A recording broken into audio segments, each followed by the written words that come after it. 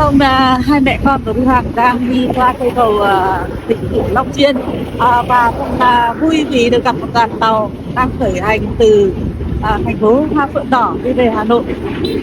rất là rất là thích và rất là vui. Ở đây là một cái nét đẹp văn hóa rất là đẹp của thủ đô Hà Nội ngàn năm văn hiến, và cũng như là cây cầu Long Biên lịch sử thì như một nét đẹp tô đẹp riêng, tô điểm riêng cho thành phố Hà Nội thêm đẹp hơn, xinh hơn.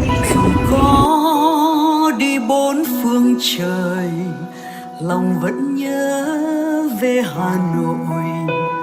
Hà Nội của ta, thủ đô yêu dấu, một thời đã an bó